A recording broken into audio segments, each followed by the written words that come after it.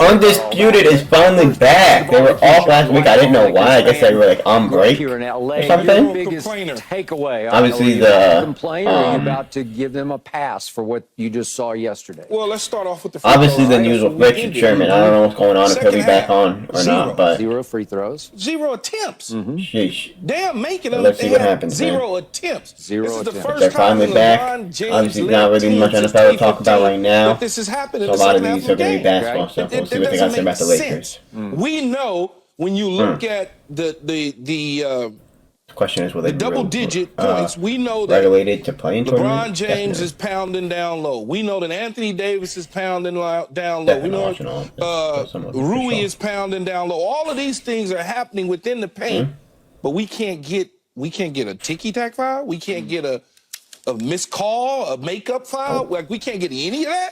You're gonna sit here and tell me that the Lakers are complaining that they're complaining now about getting fouls. Well, it's true though, Skip. It's true. It's right in front of us. That's not the reason that they lost the game.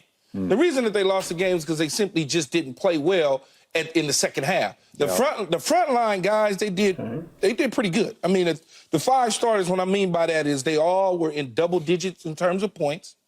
Okay, you look at LeBron James, for instance, he was 19 or 12 from the field goal. 7, Anthony Davis was 11 from 17. You start looking at those numbers, D'Angelo Russell was 8 of 14. So they played well, the frontline guys. The bench didn't play well. They didn't play well at all and didn't give them necessary help. And Phoenix is not chopped liver. Let's not forget there is a guy on the team named Kevin Durant. And then there's another guy named Booker. Okay, so we didn't lose to a team that you just scratch your head and go, what happened here?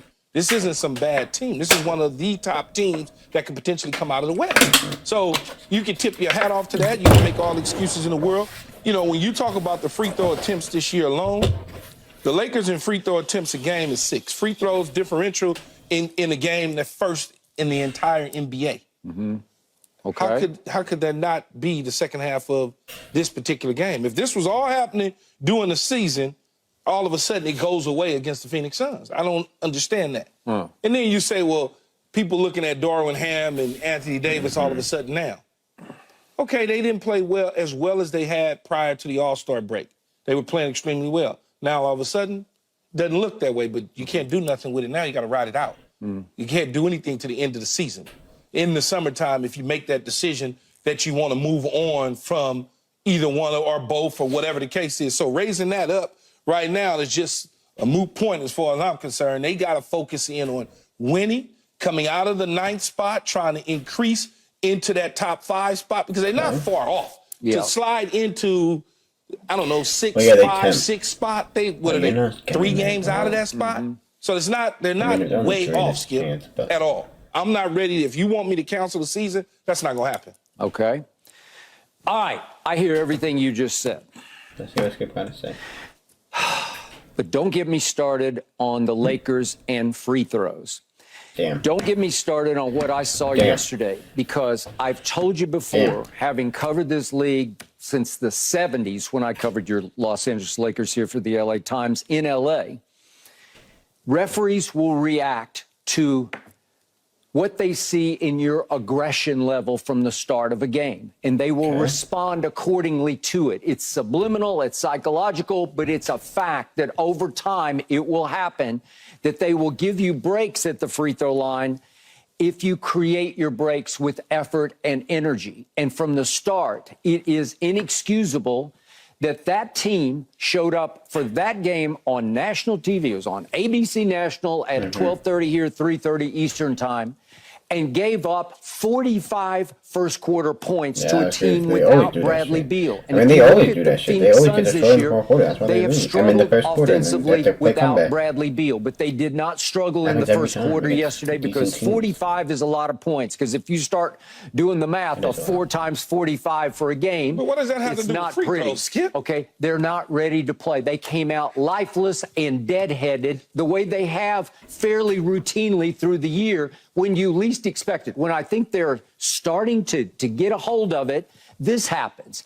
And what what damned them for the season, what indicted them for the season was in those, 6 games they played in the in-season tournament, culminating seven games, culminating with the championship game against the Indiana Pacers. Over those games, they ranked #1 in the NBA in defense. So I saw it with my own eyes. You saw it with your own eyes. You are capable of doing that. They've been capable of doing a lot of things all year long. All year The fucking play-in was, they had the easiest division. I don't know why no one is mentioning that. They had to versus like the Spurs and some other what trash. happened with LeBron? So he's going to the free throw line yesterday, and he makes 1 of 4. So he's dead. So they just not going to call him anymore because he's 1 of 4? I have given you this over time. I've told you that he deserves more calls than he gets, but his free throw shooting is still so pathetic. But you also it is, Keyshawn, I'm not going to give him a pass today because he brought it up and he said, well, I think the narrative is we get to the free throw line. The narrative is that you're right at your career average from the free throw line, and it's pathetic. It's 73.5%. So you told me once before, Skip. You told me they don't call free throw. I mean, they don't call fouls on LeBron because they don't want him. No, to they go to the know free he's throw not. line. He's a lousy free throw. So they don't call him? Okay, remember back in the day when James Harden would get every call? He was shooting 90% from the free throw line. Kevin Durant gets calls because he's a so they gonna reward you. Career 90%. So you get ready to sit up here and talk. I'm not sitting up here. I'm telling you what the deal is. You're gonna tell me they're gonna reward you. This is the all-time. That's your guy going on his hating LeBron because football's gone. Do you know how terrible it is to shoot 73.5% when you are the all-time leading scorer in the history of the league? We all understand, Skip. We all understand that LeBron James. Pathetic.